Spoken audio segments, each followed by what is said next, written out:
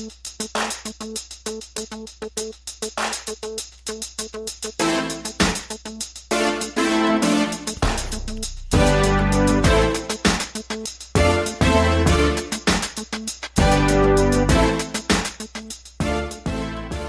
and welcome to the Black Entrepreneur Blueprint Show. I am your host, Jay Jones. Black Entrepreneur Blueprint was created specifically to educate and inspire Black entrepreneurs to launch, build, and grow successful businesses. Join us as we help build an economic power base in the Black community by promoting business ownership. If you are currently an entrepreneur or want to be an entrepreneur, we invite you to join us every week here at Black Entrepreneur Blueprint.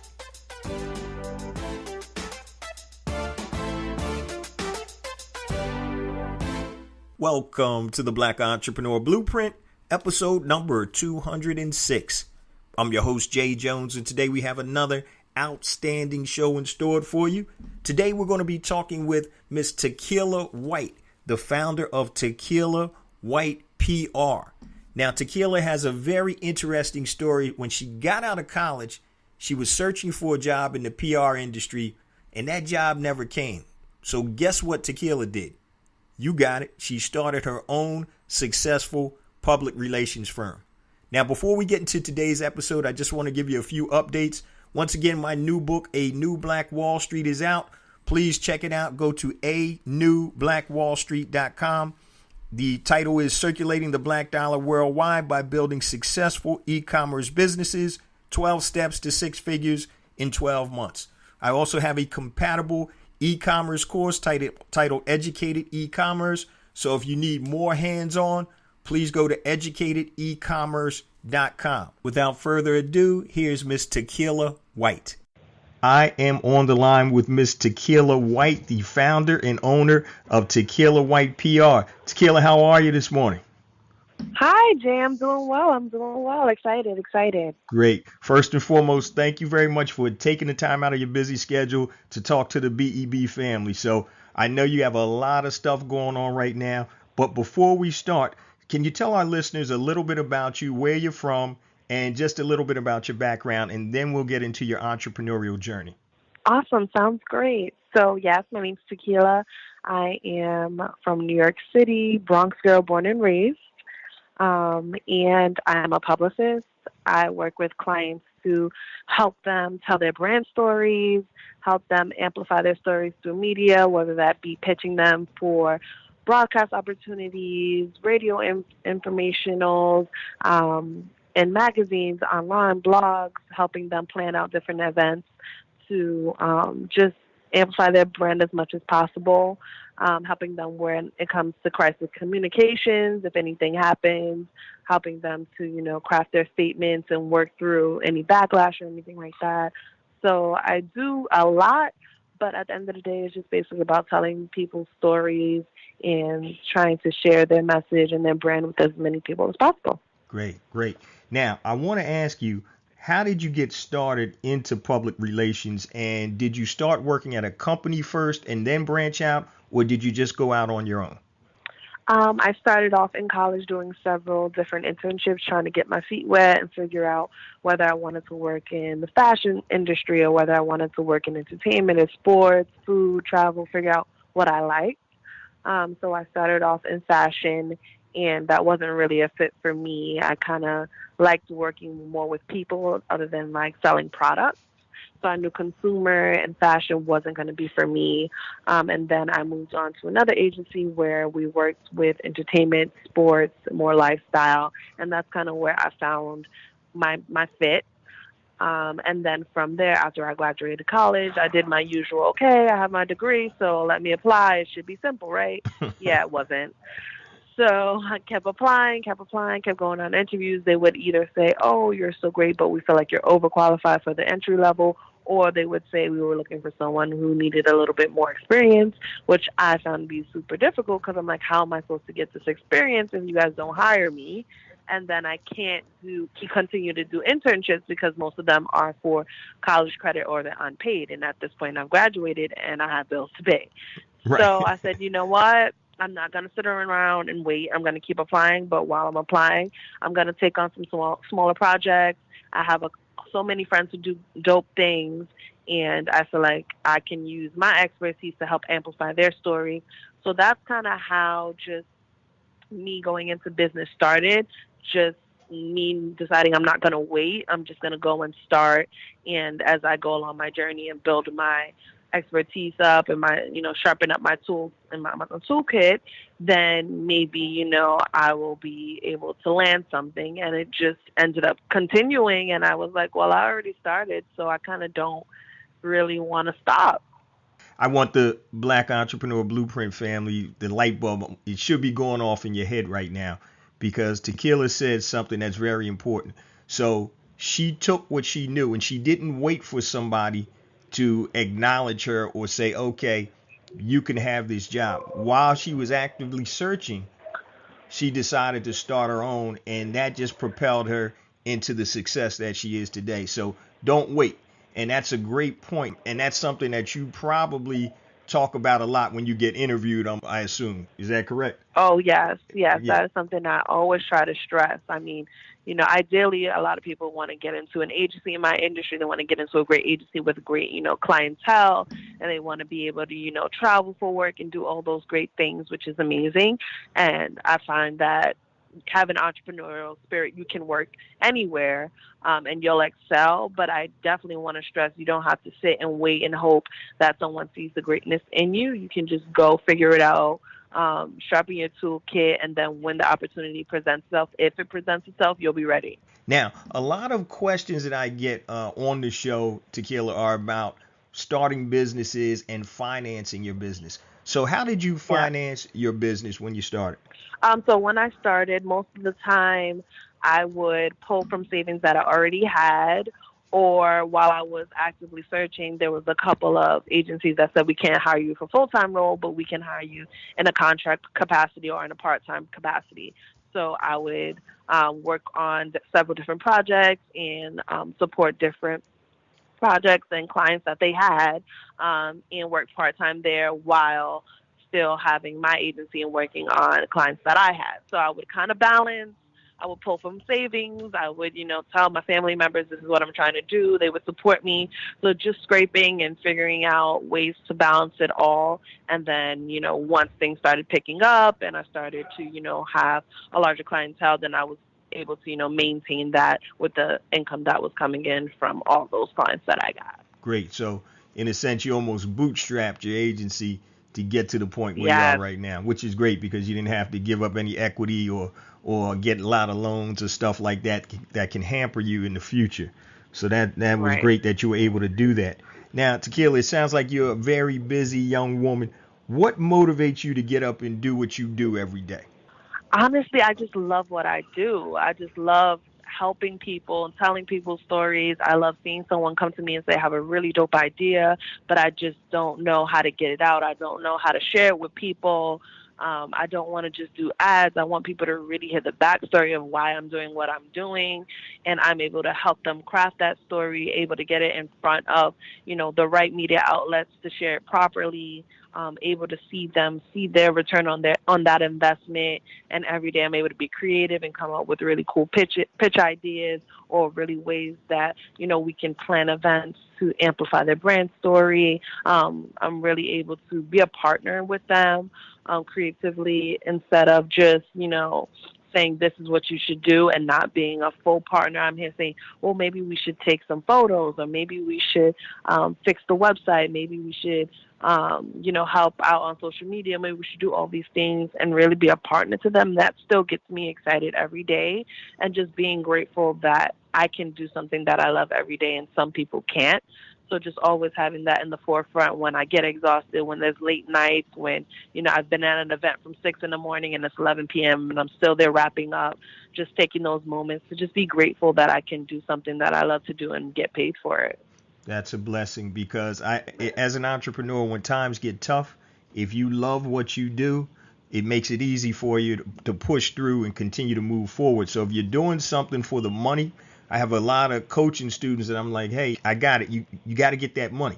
But when times get hard and you're doing something that you really don't want to do, it's even harder to push forward because you don't have a passion or a love for what you're doing. So that's great that you're able to combine what your love and also being able to monetize it with your business. So Tequilla, what are your ideal customers and how do you find them? Because when we say PR, that can encompass a whole lot of different things as you kind of outlaid in the beginning of the conversation. So who are your ideal customers and how do you find them?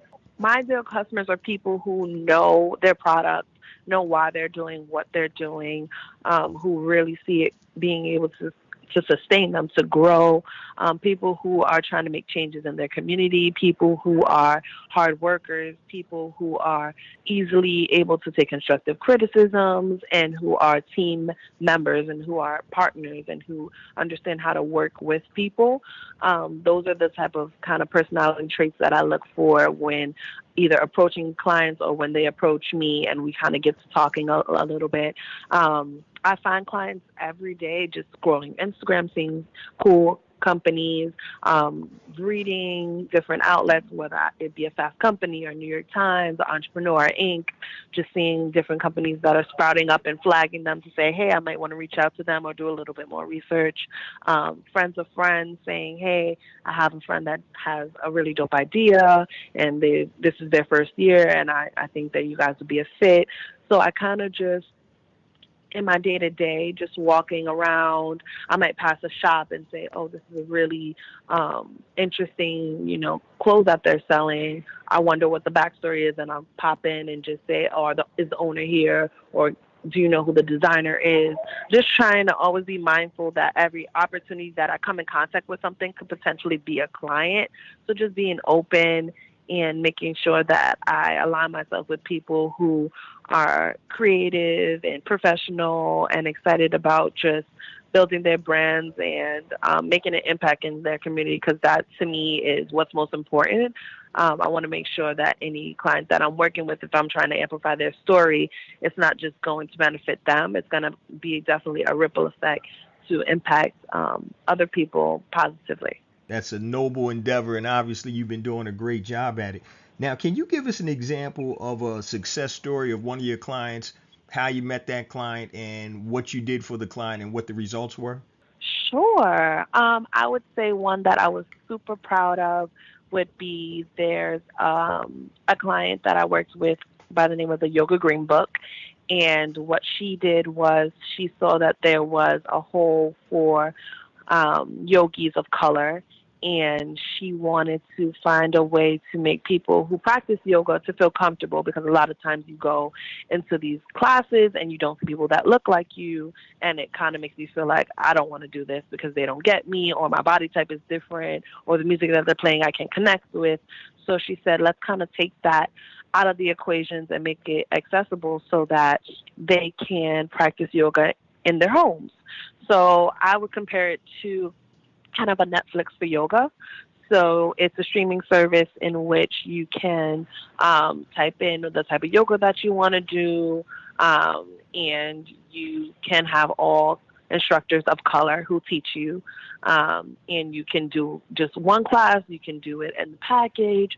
So it was just a great way for her to give back to her community and to provide them with an outlet, because yoga definitely has tons of healing properties. And when dealing with specifically communities of color who experience lots of trauma, yoga is a great way to kind of release and reflect and connect spiritually. So we worked on a campaign where we worked with Black Doctor, and we were able to do a Facebook Live where she was able to work with some of the editors there and instruct. And it was really great to see, all the comments flooding in during the live, just saying, oh, wow, I had no clue that this existed. Like, this makes me feel so much better, because I'm always self-conscious when I go into different classes and I don't see people that look like me. And, I can't wait to sign up. And it was really great to kind of see these things happen and come in live right when I'm watching it happen. So it was really great to kind of be able to see how, her brand was impacting people and how they were just so excited to see themselves reflected in an industry where they're not reflected as often as they should be. So I would say that was something I was really super proud of, because we took a lot of time to find the right partner, and we took the time to, kind of flesh out how we wanted the messaging to be. So that was something that I was really proud of, and I was glad to see that people were impacted by it and people felt like they could really benefit from the service. Great. And BEB family, if Yoga Green Book sounds familiar, we have interviewed Ms. Carla Christine, founder of Yoga Green Book. So please, when you get a chance, if you haven't heard that episode, go back and search for it. And it was an excellent episode. So now, Tequilla, I deal with a lot of entrepreneurs and prospective entrepreneurs, and I wanted to find out from your perspective, what are 3 pieces of advice you would offer entrepreneurs today or new entrepreneurs today? There's so much I've learned. 3 things. I think the first would be to just go for it. There's going to be a lot of doubt. There's going to be a lot of times where you compare yourself to other people and say, well, they're doing this way, and I'm trying it and it's not working for me. And I would say, if you have something you're really passionate about, be strategic, set a plan, and just go for it, because you never know what could happen. It might not, work out the way you plan, but you'll definitely learn something from it, and you'll be able to kind of twist it and tweak it and do it again a better way. So I would definitely say, I know that there's a lot of times that you doubt yourself, but you definitely should just go for it, try it out, test it, go back, try it out, test it again until you get it to the way that you want it. And then the second thing I would say is, when it comes to communication, you definitely want to stay on top of it and build a reputation for communicating effectively, for being timely, for making sure that when you communicate with people, you're responding in full sentences, you're responding, making sure you have all your contact information, making sure that just when you reply to people, whether it be via phone, whether it be via email, you want to make sure that they can say for certain, this is a person that I can trust, that I know that when I communicate with them, they're going to be professional, because there's a lot of people who have tons of money and who have great businesses, but their communication is crappy. Mm-hmm. So it's just like, you want to make sure that when you meet someone, whether it be the simplest thing as, giving somebody a handshake, you look them in the eye. You want to make sure that you're always personable and you greet everyone, because you never know who you're coming in contact with.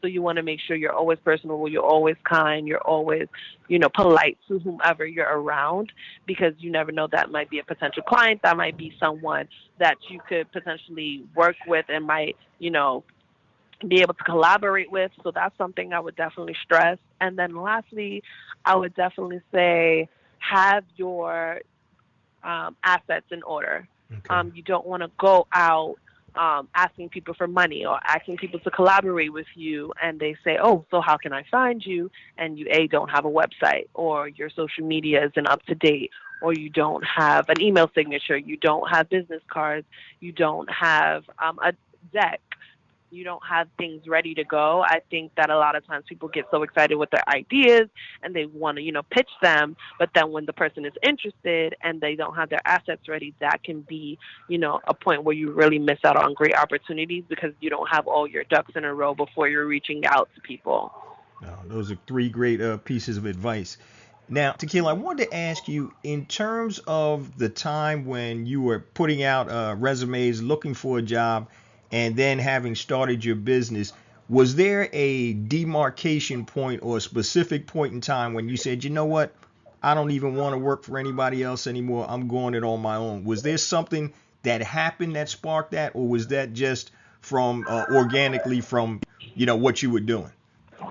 I would say there was definitely a point where I got tired of interviewing. I got tired of sending my resume. I got tired of having informational interviews and phone calls and people just either not getting back to me or telling me I was overqualified, because I just felt as though if you think I'm overqualified, or you think I'm so great and that I would be an asset to your company, then why is it that you're not hiring me?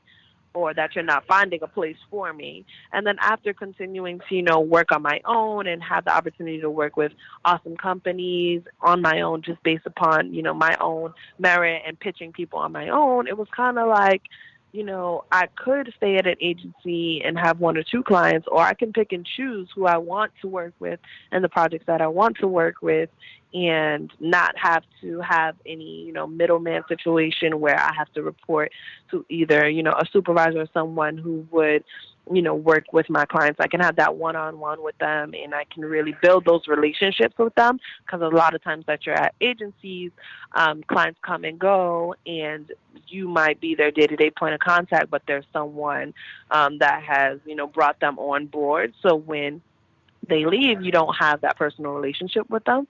So it kind of got to the point where I was kind of weighing the pros and cons and saying, money is great, but the flexibility and freedom of being able to pick and choose my own projects and really pour into them, I felt was worth me kind of holding back on just going the agency full-time 9-to-5 route. Yeah, it makes a lot of sense. And sometimes it does get to a point where you're just tired, sick and tired of trying to fit in and get into somebody else's system. And that's why a lot of times we end up as entrepreneurs creating our own systems. And you've done a great job of that.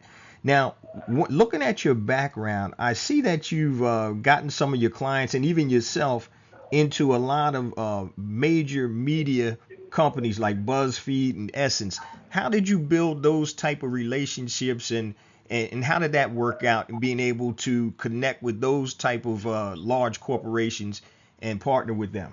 I think it kind of circles back to what I was saying a little bit earlier about just being kind to everyone and making sure that you have your assets in order. So when it came to Essence, I was at an event waiting for a friend, and she was late. So I was just sitting at the bar, waiting on her, kind of texting on my phone. And one of the editors sat beside me, asked if someone was sitting there. I told her no. And we kind of just struck up a conversation. We didn't talk about work at all. We kind of just, we're having general conversation and introducing ourselves to one another. And at the end, she goes, "So what do you do?" I tell her what I do, and I ask her what she does. And she's like, "Oh, I write for Essence." I'm like, "Oh, wow, that's great. How long have you been there?" Kind of not even trying, my publicist switch didn't switch on, and I wasn't like, "Oh, so let me pitch you this." And I wasn't trying to do that. I was just trying to get to know her. And we just struck up conversation. We exchanged numbers. She had, probably 2 weeks after that, invited me to another event saying, there's going to be a couple of great my writer friends are going to be here, and I would love for them to meet you. Maybe, you can pitch them something and it would be a fit. I show up. I meet some of her other friends who work for several other publications. We hit it off great. And then I just emailed her and said, "Hey, here are a list of my clients that I'm working on. Let me know if anything would be a fit. If it's not, completely fine. If it is, we can, talk about it." And she just responded and said, "Oh, you know what? I'm actually working on a piece that this would be a really great fit for. Can you, set up the interview?" And it was super organic. I had all my ducks in a row when it came to my client, so I had all the assets ready. It was basically, once she said it was a fit, I immediately followed up, looped in the client, got availability, and we, got the interview booked. So it was basically a combination of, just being nice to people, being personal, being authentic, having, my assets ready to go, and just being open, because I could have, just kept texting on my phone, and after she asked if someone's sitting there, could have just said, "No, nobody's sitting here," and continued about doing what I was doing. But I said, "You know what? I'm going to, go out there and just say hello, introduce myself, and if we talk and we click, great. If we don't, that's fine too." So I think that's key in just not trying to be overly strategic and not trying to, shove things onto people and say, "You should do this because my client's really great." I think if your client's great and you're great at what you do, it will happen organically, and it'll work out. And if it doesn't work out the first time, writers write. That's what they do. So there will be other opportunities for you to pitch your client and for you to, get in there. Now, have you compiled, and I'm pretty sure you have you compiled a list of contacts in media outlets for future prospective clients that you yes. get? Okay, for sure. Cool. I kind of figured that, but I just wanted to ask anyway. All right. Now, Now, Tequila, you were telling us about some of the great things that have gone on, but as an entrepreneur, we all know that sometimes we have bad things or situations that happen to us. Can you tell us about a specific time in your business where you failed or had a major setback? How did you overcome it, if you overcame it, and what did you learn from that? Oh, yes, that's a daily occurrence. Things always go wrong. I would say one of the things that stick out to me that was one of the most painful but best experience because I learned from it was there was a client that I was working with, and I should have listened to my gut in the beginning because they had I schedule prospective client calls with people who either reach out to me or I reach out to them to potentially see if we can work together. They had scheduled the call several times, and then when we finally did the call, they were late to the call. But they assured me, they just had a lot going on, and it's something in me told me that this was a habit for them, but I went against my better judgment, and we signed on to work with one another, and we had scheduled weekly calls to kind of, just recap the week. I give them updates. They let me know what's going on with them, and we had booked them an interview for which I was monitoring. So I'm always on the line for any interviews that I have with the client just to make sure, that things coming across properly, or if they say something that's kind of a flag, I can say, hey, can you scratch that from the record or whatever. So I'm on the line, the journalist is on the line, and 5 minutes go by, 10 minutes go by. So I'm sending them emails, I'm sending them texts, they're not responding. So I apologize profusely to the journalist. And I just, take it as hopefully they'll want to reschedule, but if not, we lost that. So hours go by, they don't reply. And then finally I get a reply to my email saying, oh, I thought it was another day.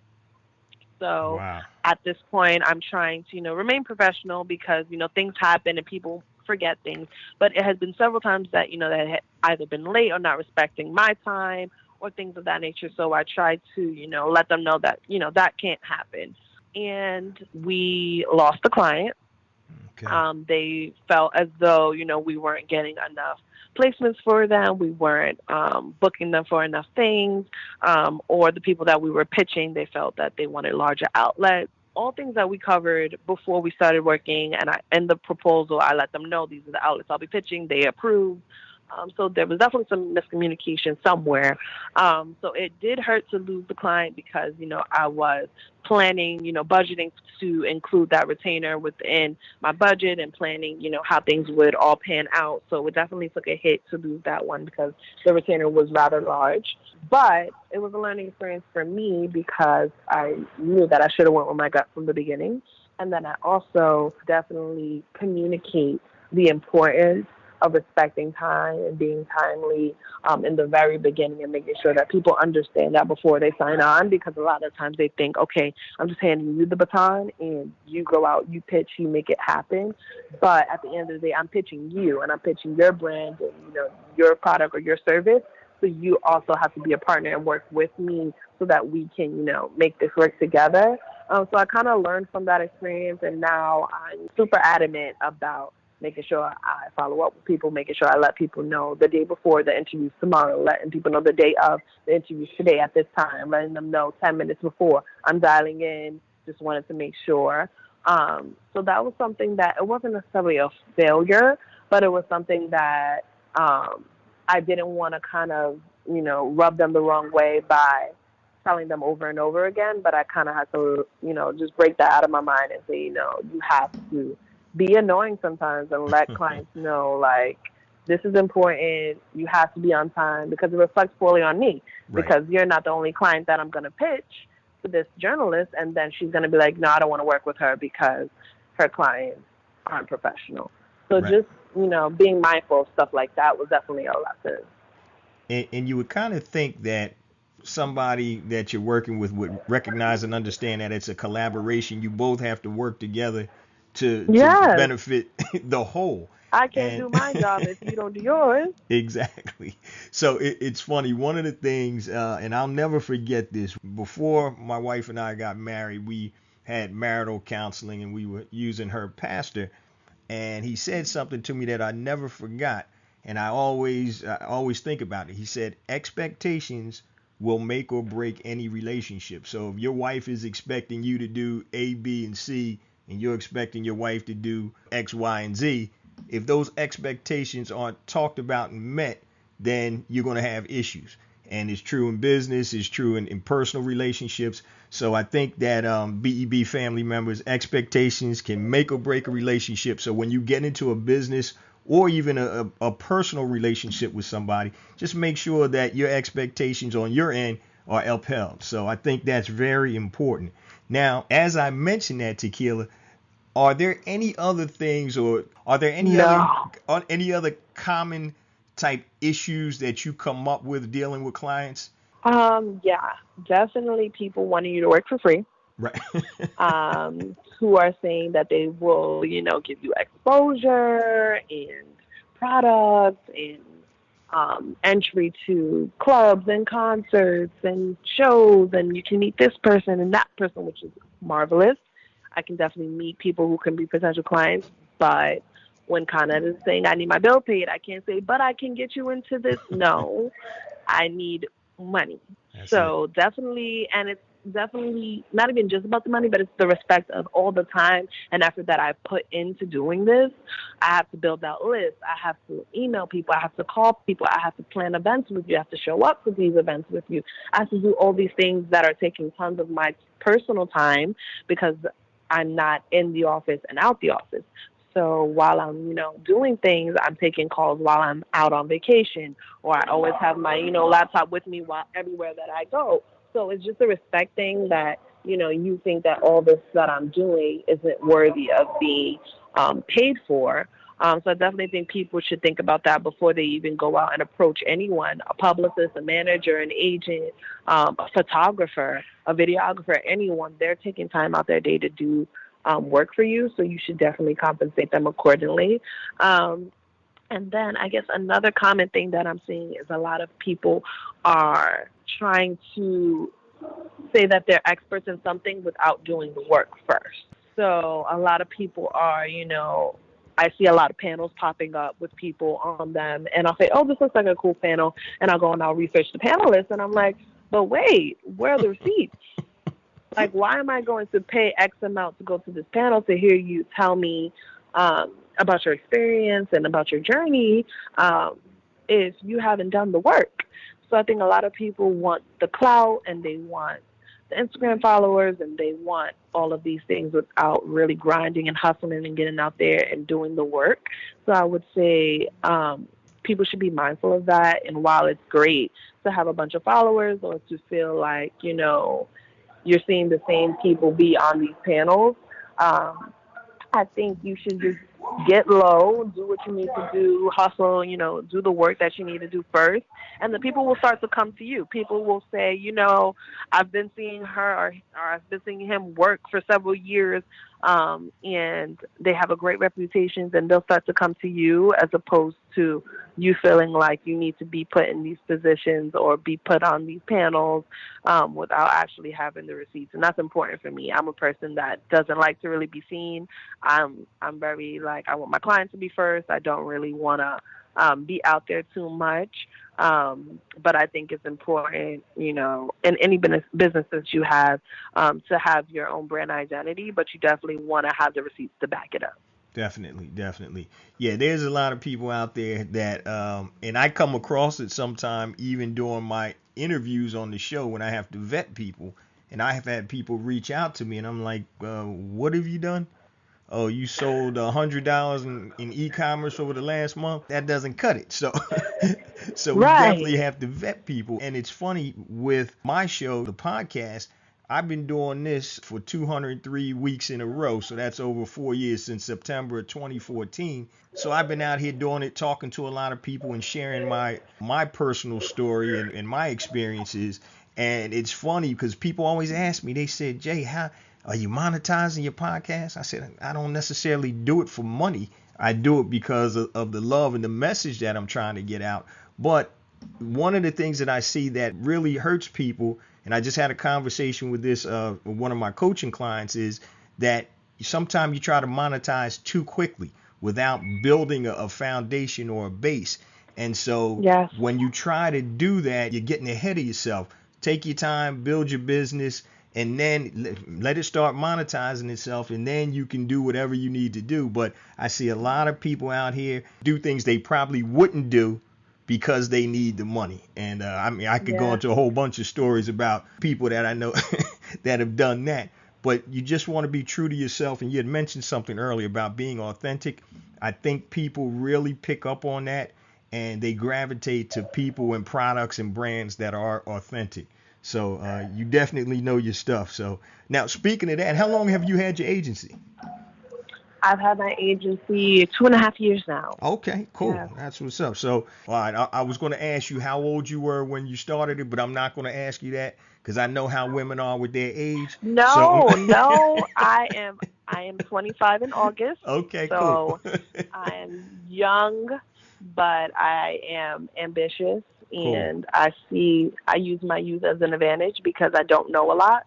So I try to surround myself with people who are wiser, who are older, who are more experienced, who can kind of teach me the game and let me know what's up so that I can avoid a lot of, the mistakes that I can make if I thought I knew everything. All right. So now, since we know that you're about to be 25, where do you see yourself in your business in 5 years when you hit that big 3-0? I see myself definitely brick and mortar, definitely have a space. I'm a New York girl, tried and true, so I definitely want to be somewhere in New York, maybe Harlem, maybe even the Bronx. The way the Bronx is turning, it could possibly be in the Bronx. I definitely want to make sure that I'm employing people of color, women of color, make sure that my clientele is diverse and that we're working with primarily clients that are entrepreneurs in the lifestyle space, the wellness space, nonprofits, foundations, people who are impacting their communities. And I just want to be able to mentor people coming up from behind me, pull people up, lift people up. I want to definitely be able to give those people who I employ the opportunity to do the same thing and to be able to grow and to support them if they want to branch out and they want to venture out and start their own agencies. I just want to be a support system, and I definitely want to be able to share my journey with people and inspire people and learn from people. I just want to make sure that my legacy is one of social impact and one that I was able to use my talents as a publicist to impact communities and to lift people up and to really show them that, through hard work, you can make things happen. So that's kind of where I see myself 5 years and beyond. So you want that brick and mortar, and you want to have employees at that Yes, time. I hear you. I hear you. Now that's a we'll make whole it nother happen. game right there. Whew. Oh, Yeah. yes. I love the fact that I'm only responsible for myself and I only have to worry about myself. But I feel like, I definitely want to grow and I want to be able to help other people achieve their dreams.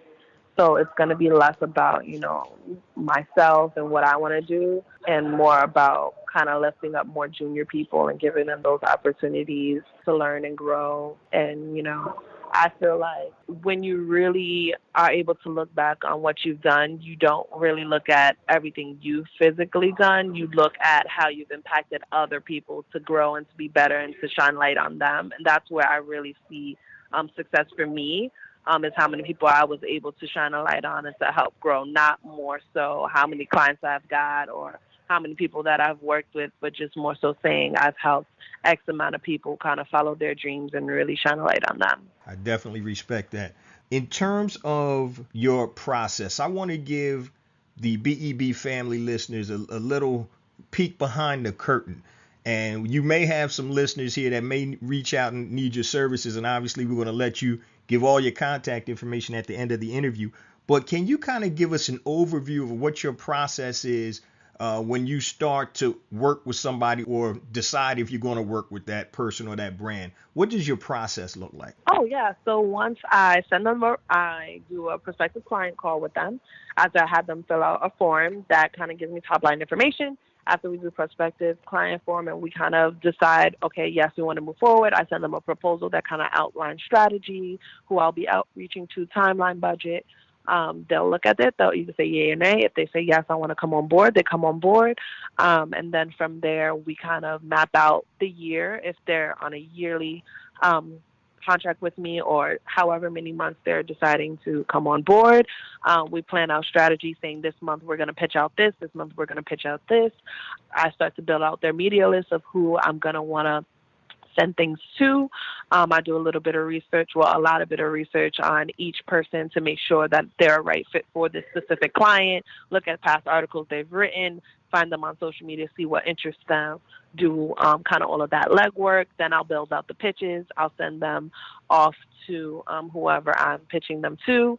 And then if there are any interviews, I'll, move forward with that, schedule that. And then we also have weekly calls where we kind of just update everything. And I say, these are the people I've pitched. This is the interviews that are coming up. Let me know if there are anything new on your end, whether it be product or services or an update to the website or anything like that. And then at the end of the month, I send them a monthly report, which is kind of a recap of everyone I've pitched to, all the interviews we've gotten. If I'm doing social for them, kind of analytics on their social growth, that be engagement, followership, and all that kind of stuff. I'm very big on reporting and trying to show proof points so that they know that, they're getting a return on their investment, because it can be fairly, expensive. So I want to make sure that they're seeing this is where your money is going. And that's kind of just the top line of all the things that go into it. But, if we're doing an event or we're planning an event, that's a whole nother animal of, making sure the guest list is right and making sure I work with the event planner and coordinator, and make sure that everything from catering to lighting to design and all that kind of stuff, following up after the event, sending that out to media, working with photographers and videographers. So there's tons of things that go into it, but definitely a major pillar of my strategy when it comes to working with people is accountability on both ends. So I make sure that I communicate what I'm going to need from them, whether that be a headshot, a bio, a company website, and they communicate from me what they would need from me. And we just keep each other accountable on those weekly calls and those monthly reports to, say, hey, I know that in the beginning we discussed that we were going to do this, this, and this, but it hasn't been done yet. Can I have an update? So that's kind of my strategy when it comes to working with clients. Now, do you get any sleep? Because that's a whole lot of work. I am big on making sure I take care of myself, because I'm no good to anyone if I haven't eaten or sleep. But it's hard to fit it in because there's a lot of late nights where, I just get into my zone and I'm pitching away and I'm writing and I just look at the clock and I'm like, oh, it's 2:30. I haven't eaten dinner. I haven't showered. What am I doing? But I'll try to be mindful of it. I try to, take time for myself where, I'll put my phone on Do Not Disturb after a certain time. But it's just so hard for me because I want to be available to my clients and I just love what I do. So it doesn't really feel like work to me. But I do, try and get out at least once a week, hang out with my friends, spend time with my family. But, I'm young. Work is my life right now. And I'll have time to, slow down. But I feel like now is my grind time. So, if I have to be tired a couple of days and I have to sleepwalk a couple of days, I'll live. That's what's up. Now, do you have contacts, and I'm sure you do, with people that you can help your clients outsource with? So say if they need a videographer, photographers, or things of that nature, do you keep that information, or do you have that information for your clients? Oh, yes. Okay, great. Because I know you can't do sure. everything. Every time, I work with people. Oh, no. Every time I work with, someone who I feel like is really great, I make sure we exchange contact information, whether that be a photographer, a videographer, or even a caterer, just people who I know can, assist me and support me in things that are not my expertise. I definitely, have a running list of people that I can say, hey, working on another project, can you come out and, help me with it? So, yeah, definitely do that. Cool. Now, we had talked about what you look like or what your business looked like in 5 years. Now, I'm going to go out a little longer. Do you have an exit strategy for your business? And if so, what is it? An exit strategy. Eventually, I'm going to work with people in a capacity where I pour into them enough where they're able to not take over, but it be theirs. And I just, will oversee and I will be, chilling. I'll have my everything that I need. I'll pop in, once a month to make sure everything's good to go, but I won't have to do the day-to-day stuff. So that's why I feel like it's important to get started early with bringing people aboard and kind of building that team of people who I know I can trust and who are, quality professional communicators. Because eventually I want to, have a life. But that's kind of far out for me. I plan for the future for sure, but I don't want to get too far ahead of myself. So I'm trying to make sure I have a brand worth exiting.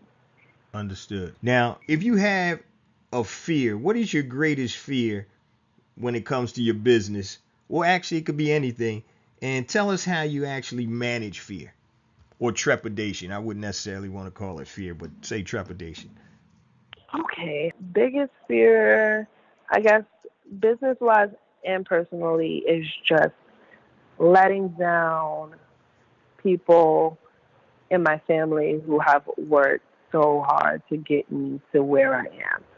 So I definitely have seen, the hard work that they've put in and the sacrifices that they have made, and the times where they had to sit to the side to push me forward. And every time, I'm either signing on a client or I start to feel lazy and feel like, I don't want to do this, it kind of clicks for me. And I'm like, I'm afraid that they'll be disappointed and say, we worked this hard and you're being lazy, or we worked this hard and you're not going as hard as you could. So that's something that really scares me because I would hate to disappoint them. So I just, always try and be as grateful as I can. And in those moments of frustration or in those moments of exhaustion, I always just try and think of, like, even beyond just my family members, there are just people in my ancestry who have had to do a lot harder work than me sending a couple of emails. So what I'm not going to do is sit here and complain like, oh my God, I'm so tired, because I really don't even know what tired is compared to what tired really is. So I always, it can get heavy sometimes, and it can get to the point where, I'm big into documentaries. So I'll be, watching a documentary or reading a book, and I'll just be like, wow, like people really, made it through some of the most traumatic and most inhumane conditions you could think of. So that's something for me that I always have in the forefront of my mind, that I'm afraid to let my ancestors down. I'm afraid to let my family members down. And I always just try and push as much as I can to make them proud and make them feel like, we went through what we had to go through so she didn't have to go through it. Yeah, that's a powerful answer, because I think everything is relative. So when we consider, just like you said, we're working hard, in relation to what? There are other people that are out there doing manual labor 12, 14 hours a day in fields and all over the country and all over the world, working in sweatshops and things of that nature. And then, like you said, wow, not all you're doing, but what you're doing is great. But in relation... Yes, but it's nothing. Right. It is nothing compared to that. Okay, I can work in my bed with my pajamas on, with my laptop, that I even have a laptop to use, that I even have a phone to call you for this interview on. It's little things like that that people take for granted and don't realize just how major it is. Exactly. Now, that brings up another question about work ethic. What have you found when you talk to older people, like I'm older than you and people older than me, they always tell me, you guys are lazy, you don't know what hard work is. When it comes to work ethic, what was the foundation for your work ethic? Was it a family member or just people around in your community? What made you work as hard as you do? Single parent, my mom, just seeing her and seeing her never say I'm tired. You can physically see she's exhausted, but she will never complain. She will never stop. She will never say, I don't feel like going to work today. She will never. So sometimes to her detriment, because she needs to sit down sometimes, but it's just like she just works so hard. And seeing that growing up as a child, seeing her stress the importance of education to me and saying, like, your friends want to hang out, and that's cool. But at the end of the day, when you reflect back and you look on those who hung out and those who came home and did what they needed to do, those who came home and did what they needed to do are going to get a lot further. So just having her always put the battery in my back, and she always was supportive of everything that I did, so I was grateful for that. Anything that I wanted to do, she always said, you know what, if that's what you want to do, just do it at 100, do it to the best of your abilities, and I'll support you. So that is where I learned my work ethic from just seeing her always work hard and seeing her never complain, always pushed me to, go as hard as I could at anything that I did. That's beautiful. You've seen it up close and personal. You know what hard work is about, and she's transferred that into you. And I'm sure if you have children in the future, you're going to transfer that into them also. And that's definitely what Oh, we for need. sure. I ride around Philly sometime, and I'm like, man, certain sections, any major city, you're going to have bad sections and good sections. And I was talking to my youngest daughter one day, and gosh, this was probably she probably was like 9 years old. This was years ago. She was like, Dad, why are all these guys hanging out during the day? And I said, well, they all don't work at night. I can guarantee you that. But but she was like saying, well, why? What are they doing? I said, well, some people just don't have opportunities, and I'm gonna tell you, I don't know if it's ever a good reason just to sit on the corner in the middle of the day and drink 40s or whatever. You can probably find something more productive to do than that. Oh, yeah. But what it is though, a lot of them unfortunately didn't have that type of household that you came from, that I came from, where we saw hard work. I'm going to tell you, my mom saw me sitting down when I'm 18, 19 and out there BSing around. What? Nah, that's not That'll be going to the happen. last day I was out there. Exactly. So, and I was trying to explain to her, I said, some people don't have the benefit of that modeling. And so just listening to you, you're out here doing all of this, making things happen, not waiting for people to give you anything. You're going out there and doing it. And I have so much respect for you and what you're doing. So please continue to keep up that hard work. Praise Thank you. Now, Thank you. I appreciate that. yeah, we're going to close out shortly. I just have a couple more questions. Can you please tell our listeners how to contact you and how to support your business? Yes, yes. So you can find me at my website, tequillawhitepr.com. Instagram, it's tequillawhitepr, and then my personal is tequilla.white, 2 L's in the tequilla. That's how you can find me social. That's how you can find me on my website. LinkedIn's Tequilla White as well. So yes, please connect with me, even if it's not, looking for services. If it's, you just want advice, you want to connect. I'm always open to meeting new people and networking across. So you don't have to, be super, super high level, and you also can be a student.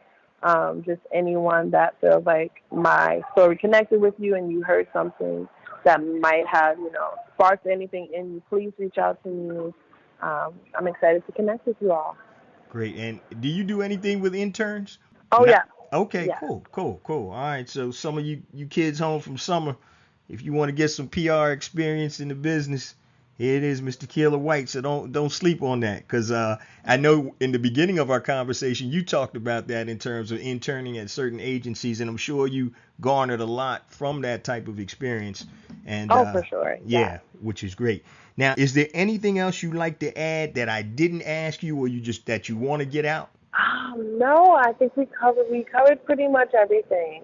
We got one more thing. I'm gonna put this trick question on you. This last question, all right?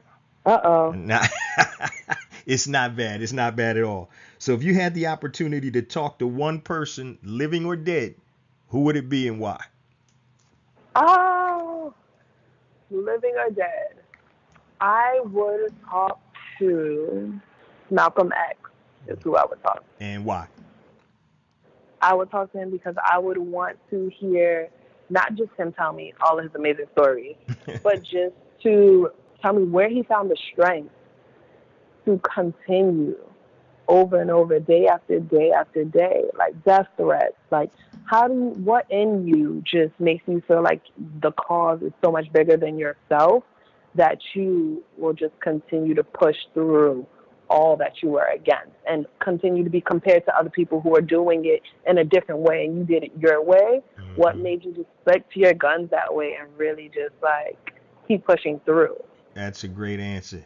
So, Ms. Tequilla White, we appreciate you sharing the time here with the Black Entrepreneur Blueprint family.